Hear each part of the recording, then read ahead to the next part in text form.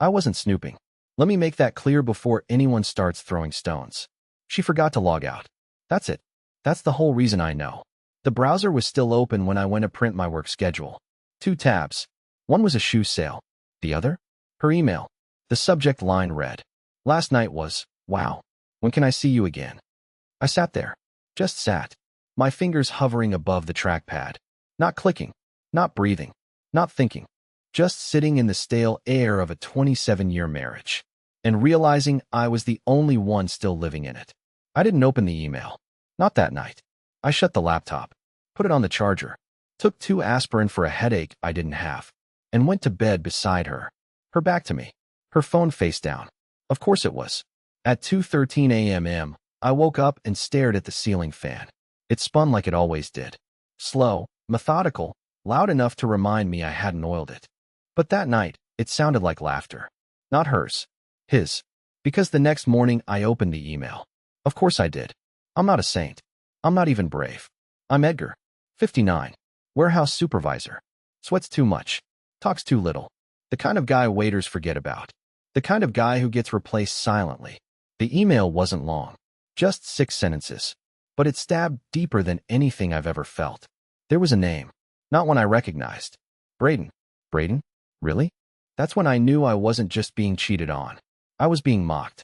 Braden is a name you give to a golden retriever, not a grown man. But apparently, Braden made her laugh. Braden understood her. Braden gave her butterflies she thought were extinct. She used to say that to me, about the butterflies. On our 10th anniversary. In a hotel room I still haven't paid off. She cried that night. Told me I made her feel alive. Now Braden does. And I'm what, a placeholder?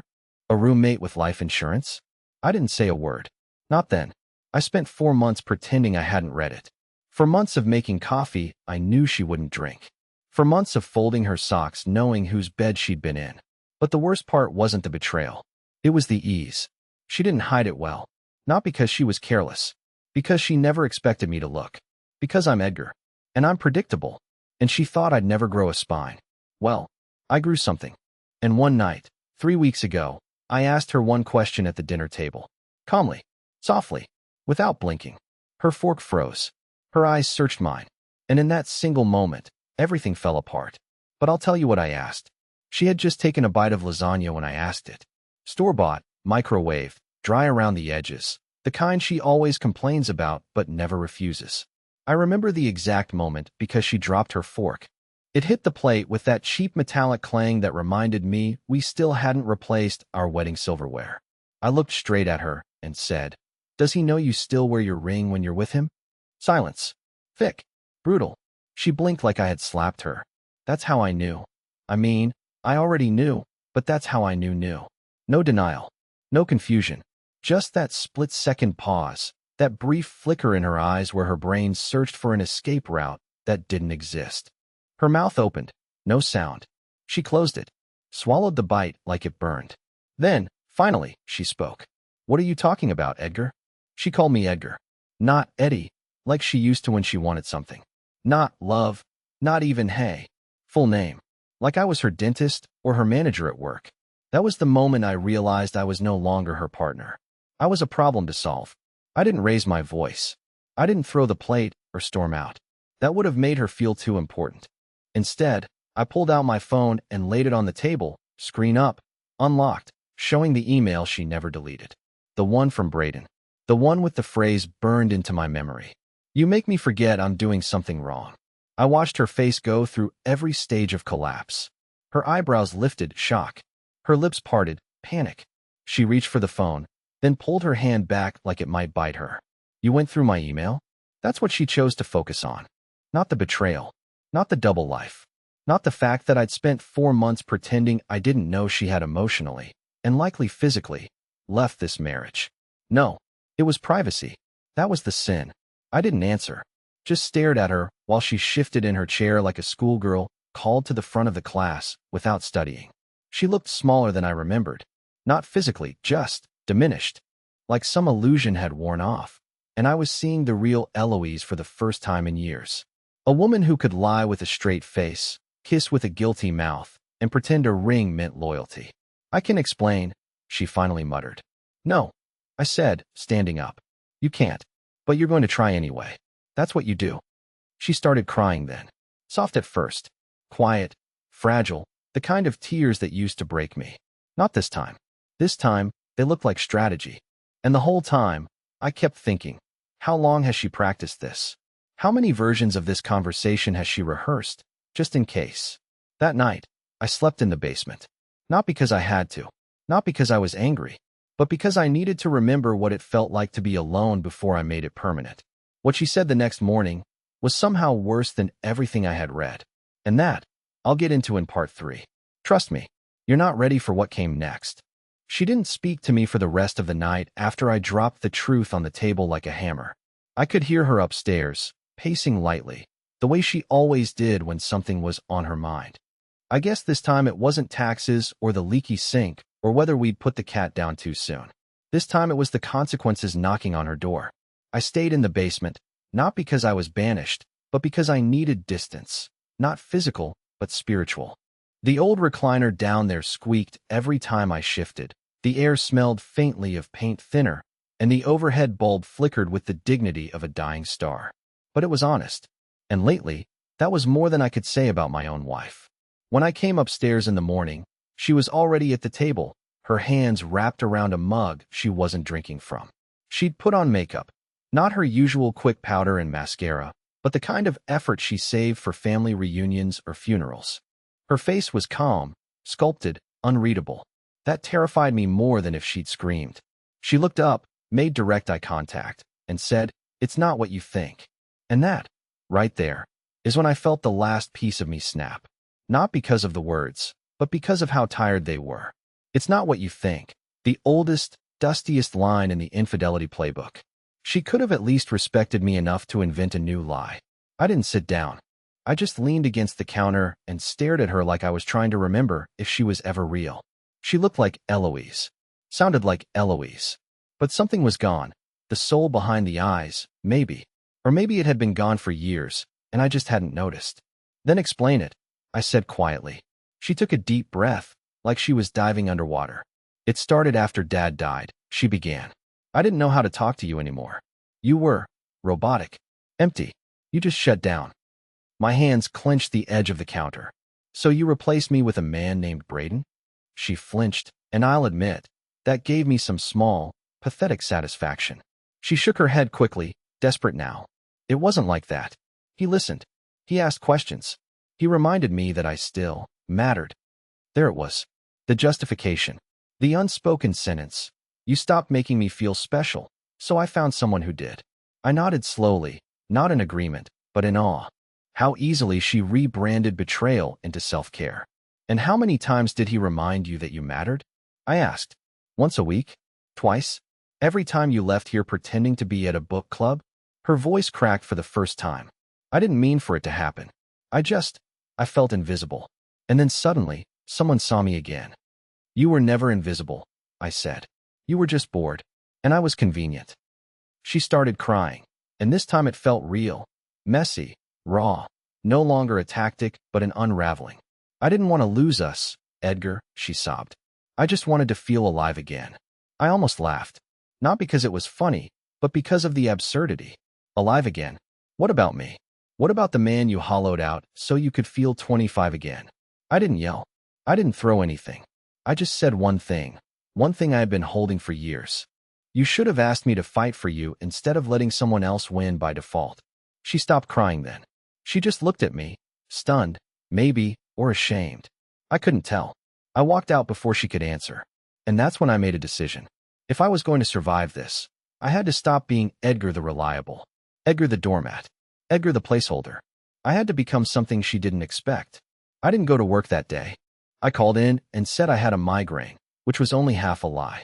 The truth is, I sat in my car, parked 3 blocks from our house, just breathing like I had forgotten how. It's strange what betrayal does to your sense of gravity. You're not angry at first. You're disoriented, like you stepped into your own house and all the furniture's been replaced with replicas. You know it's wrong, but you can't quite explain why. I didn't cry. Not then. I wanted to.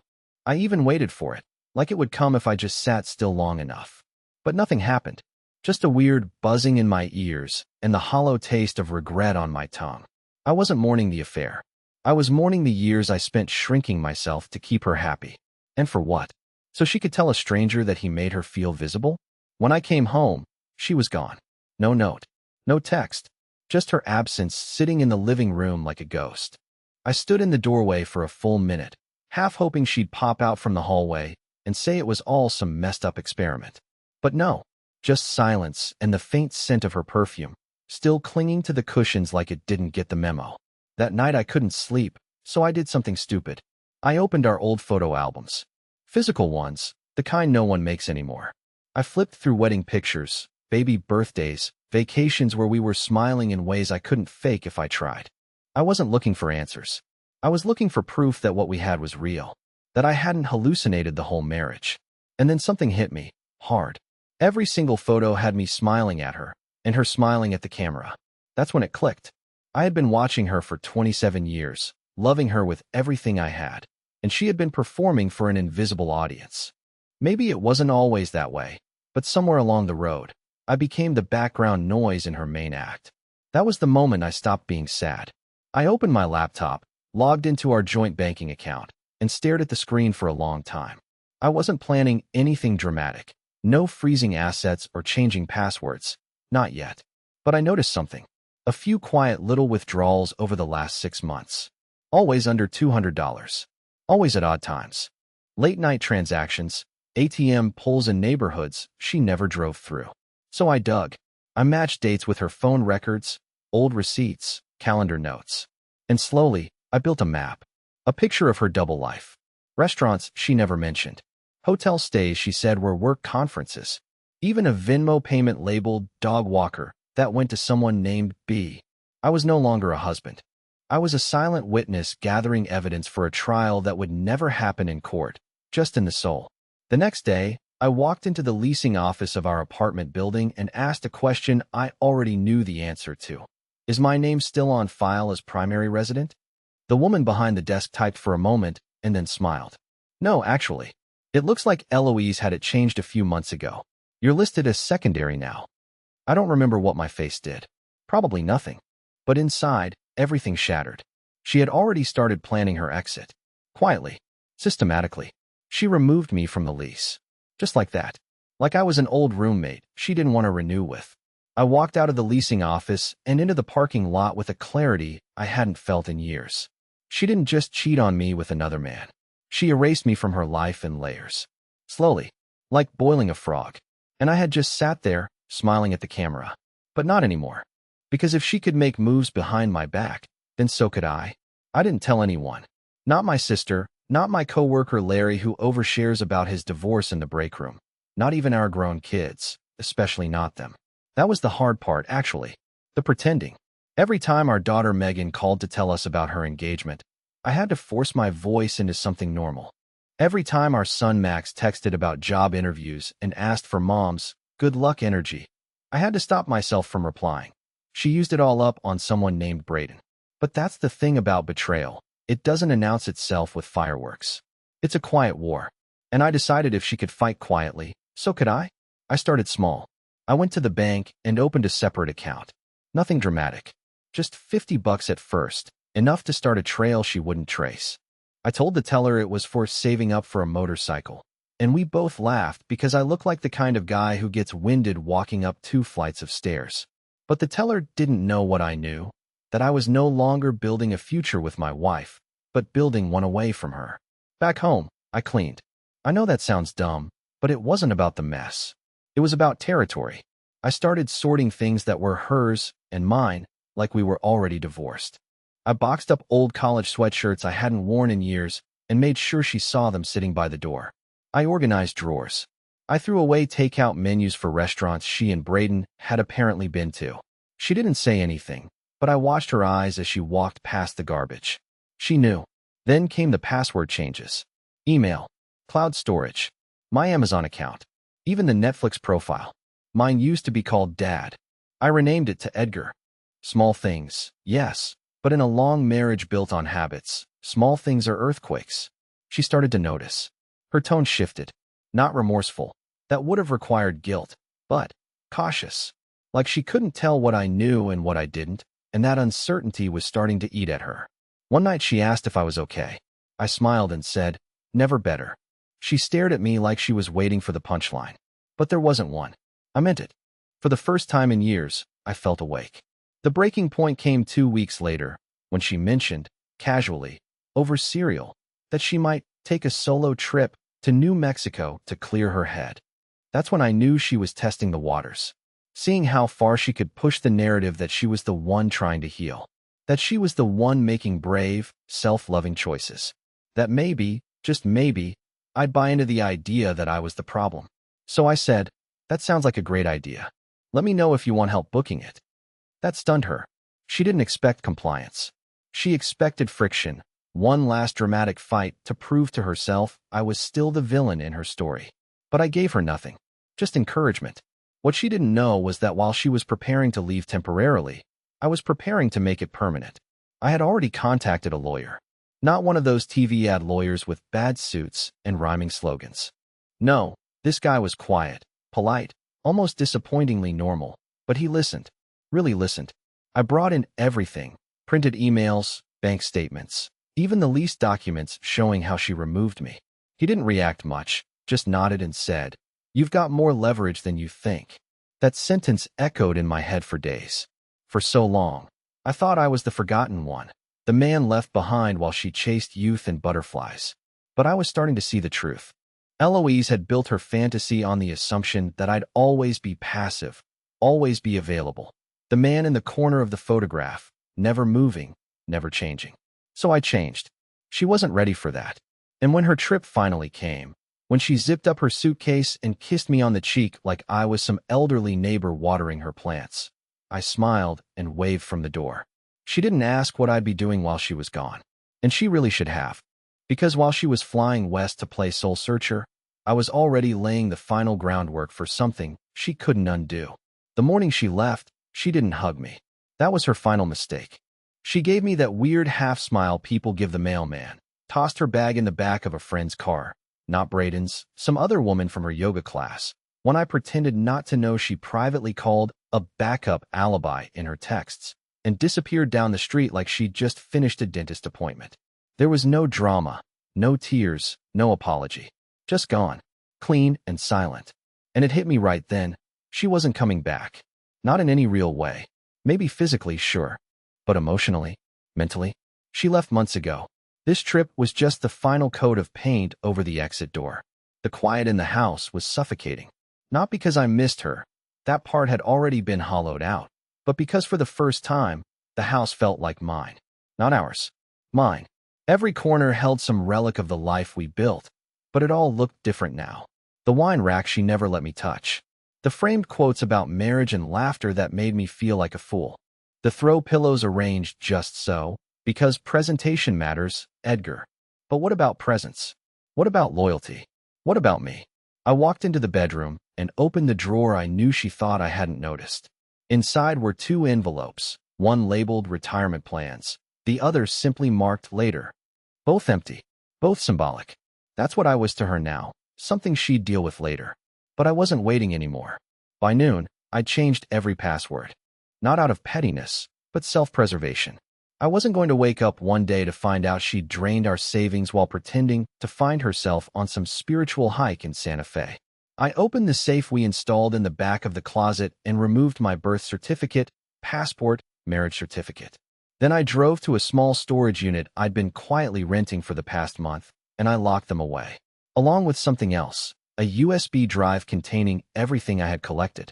Emails, screenshots, bank records, voicemails, GPS timestamps, a forensic story of betrayal. Neatly labeled, fully backed up, and legally reviewed. This wasn't revenge. This was insurance. That night, I didn't sleep in our bed. I stripped the sheets and slept on the couch. Not because I had to, but because I couldn't let myself feel like her absence was some tragedy. I had to break the ritual. I couldn't be the man waiting by the window anymore. The next day, I went to the leasing office again. Same woman. Same smile. Only this time, I wasn't asking questions. I was filing documents. I presented proof of shared ownership, utility bills in my name, tax filings, a notarized letter from my lawyer, and I requested reinstatement as primary resident. They tried to push back, but legally, she had removed me without consent. That's not just shady, it's actionable. A few hours later, I got the email, primary resident designation restored. Changes will take effect immediately. I sat in my car and stared at that email like it was a birth certificate. In a way, it was. For the first time in nearly 3 decades, I felt like a real person again. Not someone's husband. Not someone's provider. Just Edgar. Just me. Still standing. Then came the text. From her. Hey love. Just landed. Beautiful place. No signal most of the day. Don't worry if I'm quiet. Miss you already, yellow heart. I stared at it for a full minute, my thumb hovering over the screen. And you know what I felt? Nothing. Not anger. Not love. Not even sadness. Just tired. Tired of the lies. Tired of being edited out of my own story. I replied, glad you made it. Let me know when you're coming home. But what I didn't say, what I was already putting into motion, was that when she did come home, the locks would be different. And she wouldn't be walking back into the same house. She came back on a Thursday. I know because I was sitting on the couch reading the same sentence in a book for 45 minutes, waiting for the sound I'd replayed in my head 1,000 times. Keys jingling, a familiar hand twisting the knob, the quiet creak of our front door opening. But this time, something was different. It was subtle at first, the way the key jammed, followed by a confused pause, then a more aggressive attempt. A clumsy twist. A knock. Then another. Then my name. I didn't move. Not right away.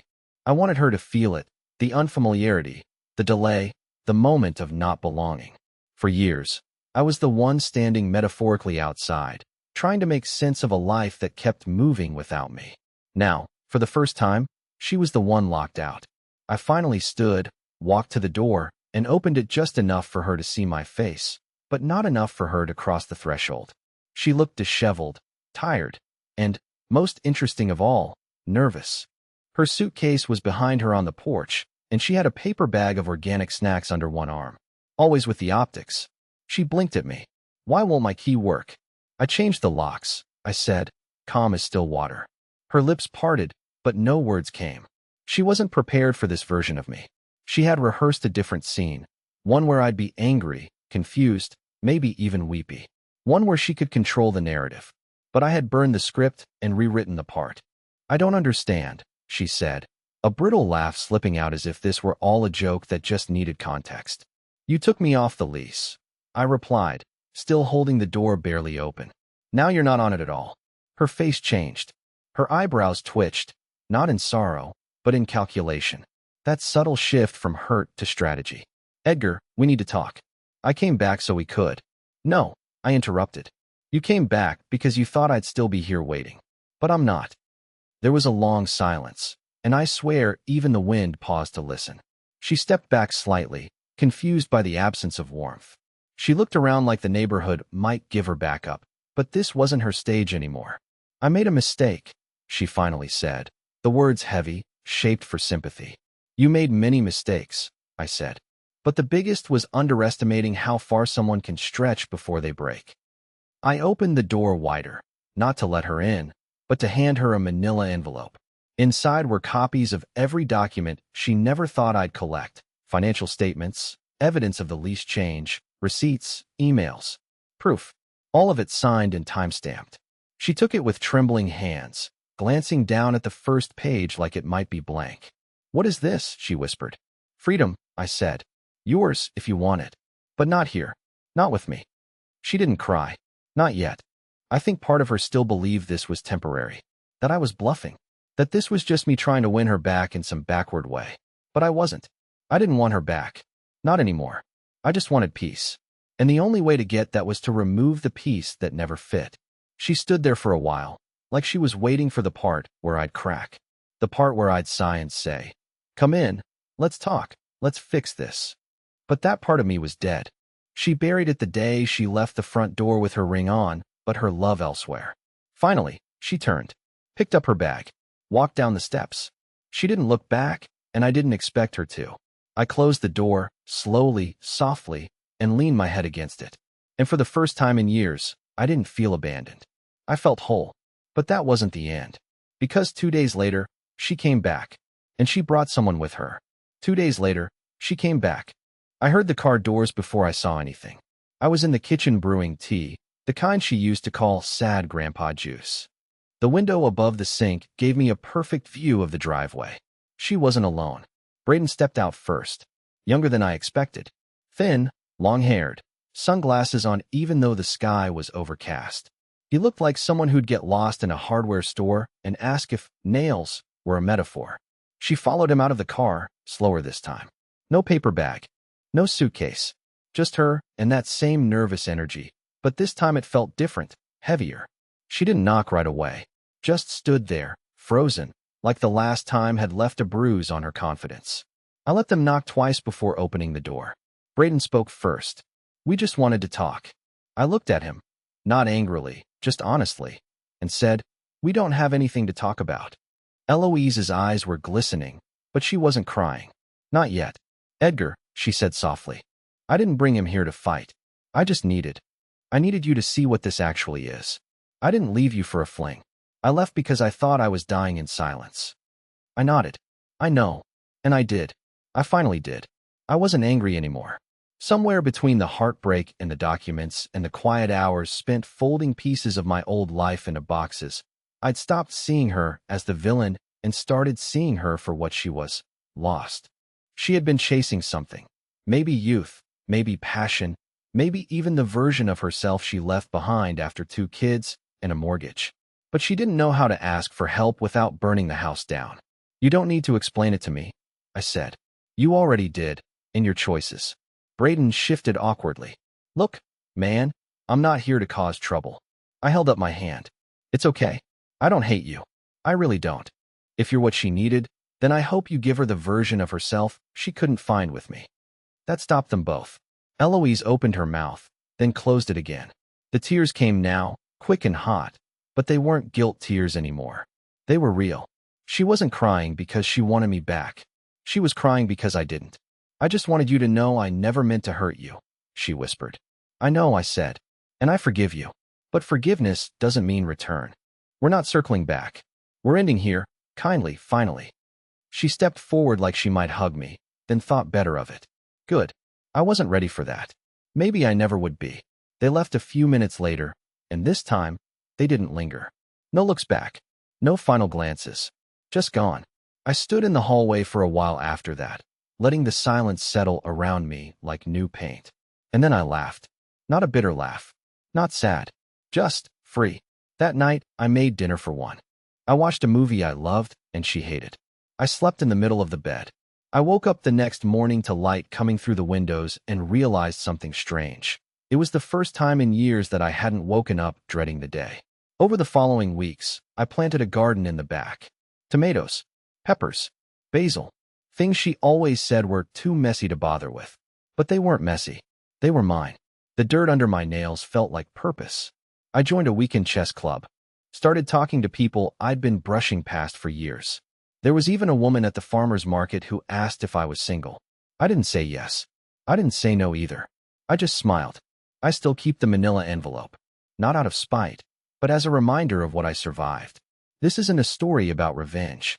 It's a story about remembering who you are when someone else tries to forget. And as for me, my name is Edgar. I'm 59, and I'm finally free.